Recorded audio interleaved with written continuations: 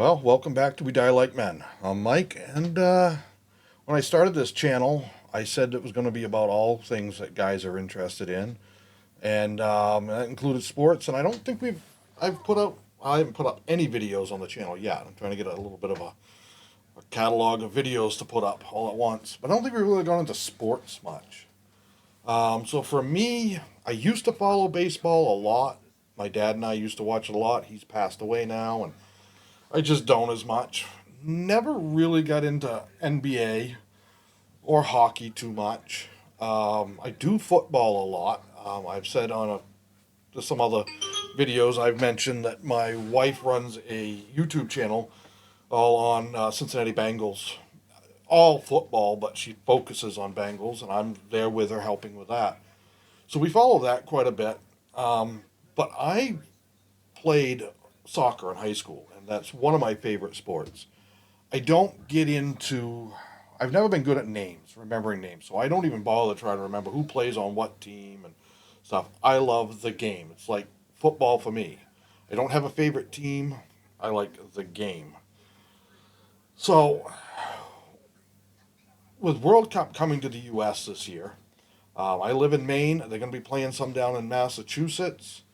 Um, I would like to see if I can get to something. I checked tickets, I don't know, 3 weeks ago, and there was some that weren't too bad for teams that, hey, they're probably going to be knocked out right off quick. But that's fine. Just to say I went to a World Cup game would be amazing to me. Um, and like I said, don't care who the teams are. Just want to go. So I'm going to look a little more later this week. It's March. What is today? March 26th. Um, so I'm going to keep an eye out and see what I can find. Some of them, though, are ridiculously priced. I'm not even talking playoff part. It's just, for teams that are like big contenders, man, I thought NFL games were expensive. World Cup games are ridiculous. They're ludicrous on it. I don't even want to know what the final prices will be for the World Cup final. I'm not even sure exactly what city's hosting that. Because some games are here in the U.S., some are in Mexico, some are in Canada, in case anybody who doesn't know. But that's happening, and I'm getting excited about that. Once every 4 years, get to see it. Football wise, free agency is, it's hasn't ended. It's still going, but it's really wound down now. That first few days is when we see the majority of trades. You can still see some big stuff happen anytime. It's been hit or miss as far as I'm concerned. I think some teams made some really good moves. Um, Others, I don't know. I don't really understand why they would make some of the moves they did, at least on the face of it. The Chiefs picking up Walker at running back, I think was a good move. They were going to need a new running back. Don't know how mobile Mahomes will be. I did see some video of him throwing and moving around some. Hope that's not too early of a push, but his doctors know better than I do, so we'll go with that. Um, the Broncos made one move, but it was a big one. Getting Waddle, I think, is going to be a big help. Bengals, they picked up an edge that was really good. Mafe. Let's see, they got Cook. I can't think of the other guy's name. They got some defensive help where they really needed it. I was kind of hoping they might, in free agency, focus a little bit on the O line because there's not much in the draft, and they really need to focus on defense in the draft. So I was really kind of hoping maybe they'd pick up some O line help, but we'll see. It's not over yet, but there isn't a lot of O line guys out there, like really top notch guys that are sitting around. Usually in free agency, it's a lot of the guys that are out there aren't top notch because teams aren't getting rid of them. But you get some that are. That their contract is up. The team doesn't, for whatever reason, doesn't want to re-sign them, or that person just doesn't want to play there anymore. Waddle was an actual trade. He wasn't a free agent, but it still took place during free agency. So I kind of lump them all in together. Um, Bills getting more, I think, was a good move for them. They really need a true wide receiver one. And I think he'll do all right. The Chiefs picking up Justin Fields. If Kansas City can't get something out of him, turn him into a QB that can get out there and win you some games, and I don't know who else can. Broncos do pretty good, and Vikings do pretty good. Both their coaches, um, Sean Payton for Denver is really good with young QBs. Um, uh, Kevin O'Connell with the Vikings is just kind of one of those QB whisperers, but he's struggling with JJ, and I think a lot of that's on JJ, not KOC. They got Kyler Murray. I'm wondering if they're kind of waiting one more year to see what's out there next year and see if JJ steps up. If he doesn't, they may cut him. This would be his third year, or just make him a backup, and at the end of the four, say bye, and draft somebody. Next year's QB class is way better as far as there's more talent. Um, I think this year really, you got, oh my God, yeah, the guy from Indiana. I was just about to say his name, Fernando Mendoza. He's going Raiders. We pretty much don't know that. I mean, unless you're Dan Orlovsky, somehow you think they're going to take Ty Simpson, who may be the second best in the class, but there's a huge drop off between them. Um, I just think that there's a massive difference between Mendoza and Simpson. Simpson may turn out to be a great quarterback. He could turn out to be better. We don't know, but I don't think that's going to happen. The draft is in like, was it 28 days or 26, 7 days, whatever it is. I think it starts April 23rd. I want to say that Thursday. Um, it's going to be interesting to see because I believe Jets are the number two pick. They need a quarterback, but they may wait. They may say, "Hey, let's get everything else we need. We'll probably tank it this year, get a high draft pick next year, and get who we want." There's a lot of talk about Arch Manning out of Texas. Is he the guy? I think he's going to prove it more this year. I like him. I think he's talented. I don't know if he's a day one starter for the NFL. And if you're picking in the top five and you're grabbing a QB, yeah, you're expecting him to be a day one starter. Any position you pick, usually in the top, I would say myself, like 15, you're expecting them to be able to play year one, at very least as a significant backup, somebody who's in on a lot of plays, if not starting. Uh, QBs, maybe not always. You're like, all right, this is my guy. I'm going to take him now. I know I've got a year or so with my other guy that I've already got, but QBs, I think they get thrown in too quick into starting positions a lot. I know a lot of people would disagree with me when I say I don't know if taking QBs high in the first round out of college is always the best move because I think they're guys that do need a year or two practicing, working as a backup, working behind a veteran. If you're in a situation where you're like, hey, I've only got a year or so left with my starter, a veteran. I look at the Rams with Stafford. We don't know how many more years he's got. There was speculation that he may. This could have been his last year. There was speculation whether he'd even play this year with injuries. But I think you'll see him around for another two, probably, if he has his way. So maybe if you drafted some guy that you really thought had the talent, just needed the maturity and the training. If you picked him up somewhere in the second and say, okay, you're gonna be his backup for the next 2 years. I think that would be really really good. I mean, Jordan Love sat for a couple of years there behind Rodgers. Was it like 3 or more years he sat? A lot of guys sat, behind somebody else. you got guys that come in and do well right out of college. That happens. Um, but there's a lot of things to think about. I think with that, and that's my opinion, anyways. I know if you don't take them early, somebody else will. So you're kind of screwed on that. But I'm wondering if we might see a shift towards rookie QBs not necessarily being number one, number two, top drafts like that at some point. Probably won't, but we might. Um, I just realized my TV's playing on the background, a YouTube video, so I don't think it's picking it up much. Um, I don't know, like New England, I haven't been overly impressed with what they've taken for guys. I can't remember all of them now, but they're going to probably build in the draft. Miami has basically gotten rid of everybody but went and got Malik Willis. I think he's going to do well there. Well, I think he's a decent quarterback. I think he could be a good starter.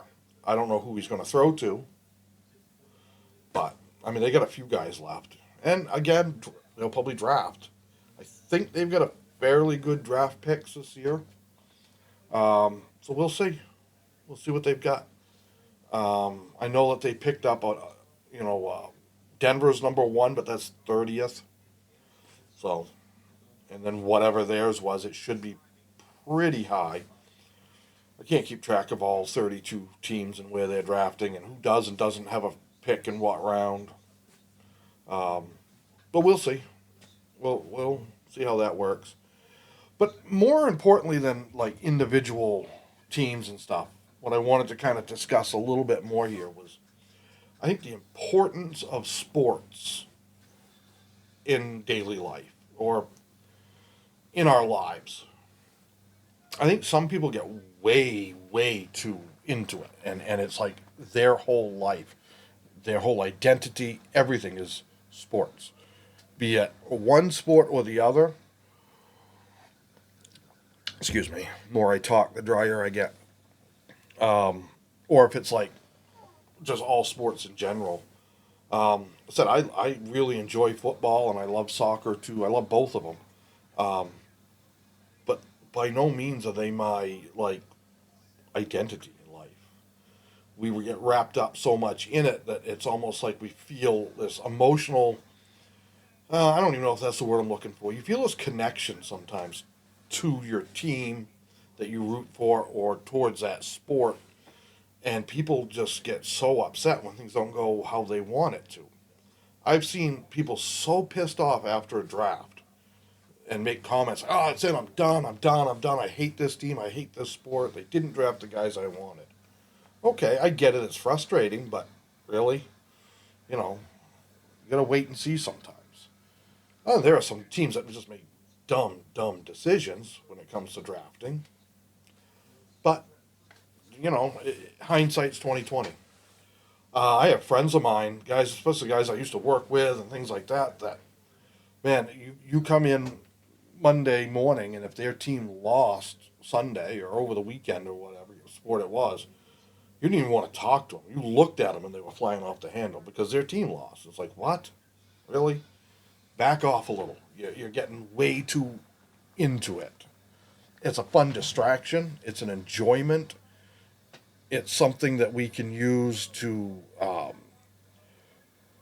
kind of give us that escape from all the other crap going on. It can be a few hours of, hey, let's focus on this.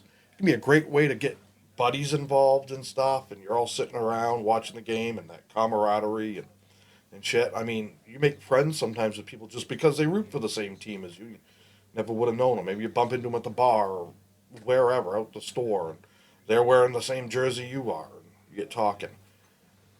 Who knows? And that's fine. It's when you let it control your life.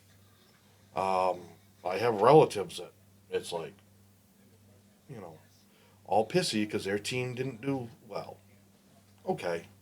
And as somebody who loves the game, and I have teams, I don't have a favorite team, but I have teams I root for. And when they lose, it's like, damn, that sucks. But it's like, all right, well, I get on with the rest of my life, and let's see how next week does.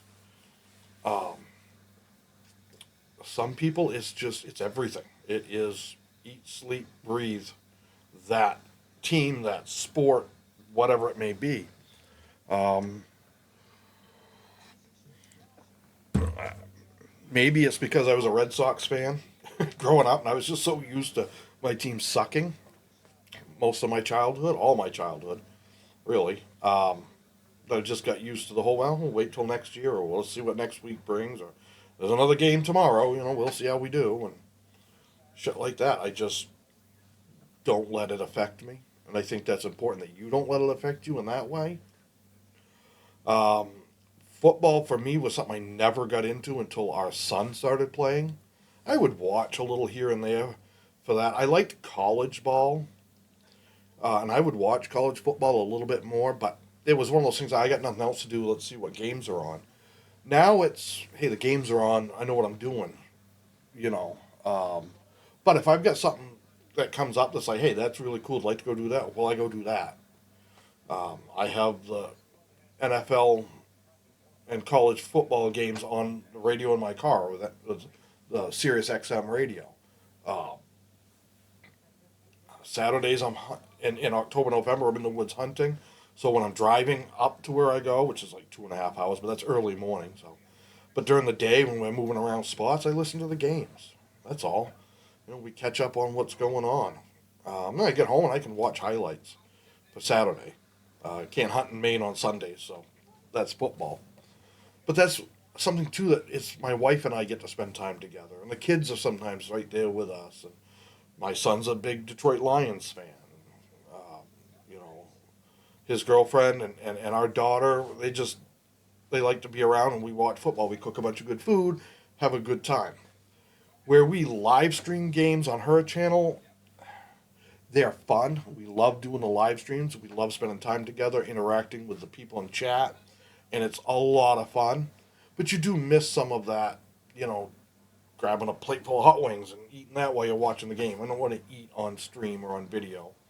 Um, if you're doing a taste testing, you take a taste of something that's different. But um, even my wife, though, she's kind of like, it sucks when our team loses, when the Bengals lose, but she's like, hey, whatever.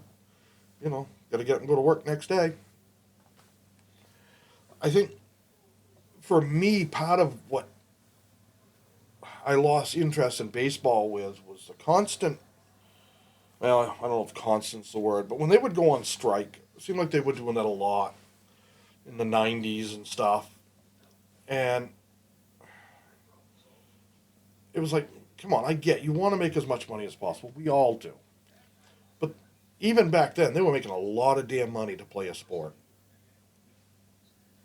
Making more money than most rest of us will ever make. They made more in a year than most of us would make in 2 lifetimes. And it's not just baseball, but they were doing it a lot. It was getting to the point where it just wasn't as enjoyable. A lot of divas in the game. There isn't football. There isn't basketball. There isn't all of it. And it's like I just want to kick back, relax, and watch the game. Um, and then, my dad only passed away about 2.5 years ago now, and it was after that that I really was like, I don't want anything to do with it right now. I'll keep up with the Red Sox and see how they're doing as the season progresses. And even where I'm not a basketball or NHL fan, I always hope that the Celtics and the Bruins do well. They're our local teams, and I live in Maine. They're right here in New England. I want to see them do well. And same goes for the Patriots. I'm not like a big Patriots fan, but I don't hate the Patriots either. So um, I enjoy just watching the games, whoever's on. As I said, college is my preferred one. I know there's a lot of guys like, why would I watch amateurs when I can watch the professionals on Sunday? My answer to that usually is, well, the guys you're going to watch on Sunday played earlier on Saturday. Played years on Saturday. You get to know them a bit. You get to see what they're like. When your team drafts that guy, you kind of get a little idea what they're going to be like. Are they going to be any good? The change from college to NFL is huge. A lot of the players say it's almost like you're not even playing the same game. And at least you know something about them. You have some idea. Um, and I think a lot of the younger kids, I call them kids, in college, they're trying really friggin' hard because they know that's their ticket. If they don't do well in college, chances are they making it to the NFL. So they're really balling out. Now, there's a lot of them that maturity level is very low, and they get themselves in trouble or their attitude is not great or whatever. They come to the end of their college career thinking, I'm a shoe in, I'm the greatest, I should be number one pick overall. And it's like, hey, you got a lot of guys to compete with, and your attitude and how you handle the media, how you handle yourself, your interactions with people goes a long way because NFL teams are paying big money and they don't want to waste it on somebody that's causing problems. I get that some guys make more in college with NIL, and that's a whole different can of worms. I don't have a problem with players in college making money. You know, their jerseys are selling; they should get a cut of that. They want to do a sponsorship with Gatorade or whoever, you know, whatever it may be, Toyota. I don't care who it is. Yeah, they should be able to do that. The way I always looked at it is usually most of them are getting a free college education, as much as you know. I know sometimes some of their classes are a little different, but they're getting that. They're getting that training to go to the NFL. They're getting the experience. They're getting everything they need to hopefully set themselves up, as long as they can put the effort in. And that doesn't change with anybody. If I paid $40,000 a year to go to a top college but didn't do the schoolwork, I'm not going to graduate and I'm not going to get a job out of it. I think some of these multi-million dollar NIL deals per year, I don't agree with them, but whatever, it's up to the college if they want to spend it. I do think that it shouldn't be coming out of any taxpayer money like that. I just don't think that's right for any of it when it comes to NIL. So, and I don't know if any does. I'm just saying that I don't think it would be right. Um, Players, and whether it's the young men and women that are in college, no matter what sport they're doing, they're if you're good, you're going to make some money, and that's great. I do think that sometimes that's what gets them in trouble. I know myself and my kids. If you took an 18 to 22-year-old, especially away at college, that first big taste of, excuse me, freedom, where mom and dad aren't right over your shoulder, you've got some leeway. You got responsibilities, but you've got leeway. And now you throw on there, hey, you're making $1 million a year or more, or hundreds of thousands of dollars a year or more, and no oversight a lot of times. They tend to get themselves in trouble. They go out and buy either a really fast car or something like that, which tends to get them in trouble. They're out partying, which we all did. There's nothing wrong with that as long as you're smart and legal about it. And they tend to get in a little bit of trouble with it. That's why I think if they're going to make it, there should be some stipulations on, all right, we're going to pay you this much, but you're only going to get this much. Hold on. I got to pause that. Hello.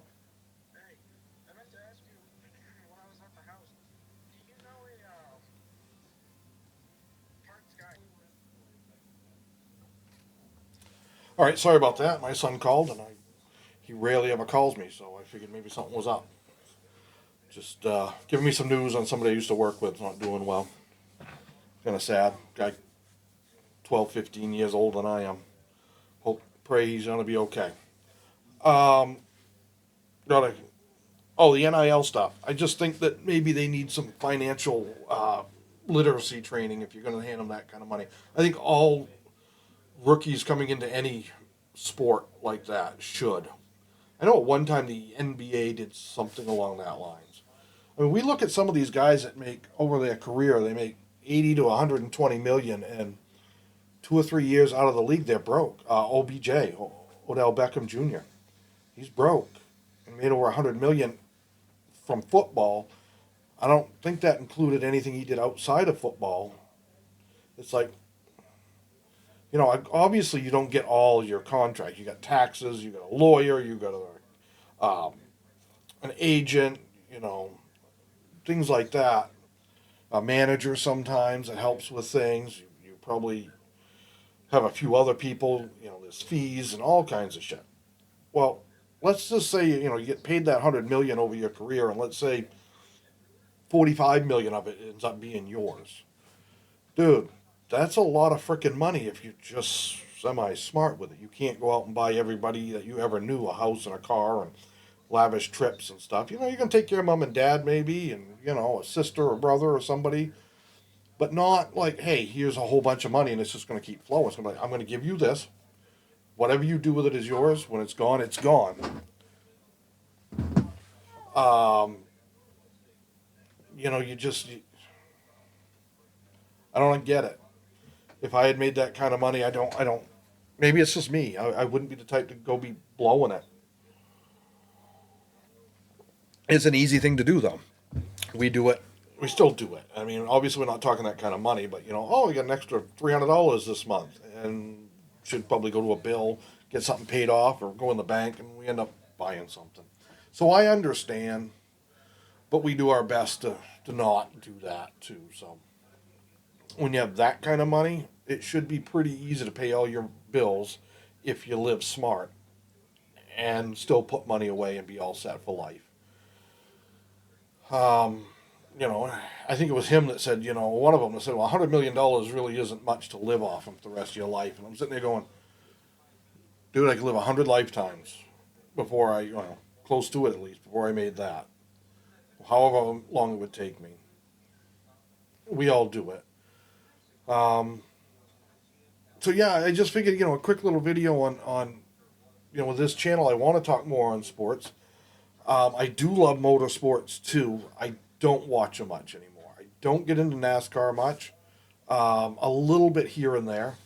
Used to be big into NHRA. Again, that was Dad and I's thing too. Do a little bit, but I haven't watched any in a long time. Our local drag strip, I say local, it was an hour away, has closed. I don't think it's going to reopen. It's been closed a few years now, I guess. There just isn't much around for it. And I would prefer with drag racing and like oval track racing, I would prefer to watch it in person. I've been to one NASCAR race in my life in Loudon, New Hampshire, and it was fun because I was there with my buddies. We drank a bunch of beer and it poured cats and dogs, rained for like a day and a half of the 2.5, 3 days we were there, but we had fun. We didn't care. It was a blast. Um, I never really got big into a lot of the like motocross and stuff like that. I used to race snowmobiles a little bit, not much. I worked for a Polaris dealership that had a factory sponsored team. I didn't race with them, but I've done a little snowmobile racing, things like that. I enjoyed it. Motorsports to me is a lot more fun to be doing it than watching it. Obviously, can't afford to do the top tier of any of that stuff. So, but it's fun. Our local oval track, we had a small. Oh God, I don't even know what that was. I don't even think that was a half mile. No, it wasn't. 3/8 of a mile track, something like that. That's gone. That had been here, God, since the 40s, I think, is when it initially started. But I've been going since I was a little kid, like 7, 6, 7, that age range. It was, it's gone. They're putting in I think, a FedEx warehouse and distribution center, which, okay, great, whatever. But all going away. People were complaining about the noise. It's like that track's been there longer than you have. What did you think when you moved in? You know, we'll see. The shooting range is right across the street, miss. We'll see how long that's around. But that's big, well funded, some very wealthy and powerful people that belong to that club. So, good luck shutting that down. Probably. Hopefully, it doesn't. Um, yeah, just a quickie. Don't get too wrapped up in your sports. Enjoy them for what they are, a distraction for a few hours or whatever, a fun hobby to keep up on. And the fantasy football, I haven't done that yet. I was thinking this year I might try more of that with it. But just have fun with it. And it's like anything else. Know your limits.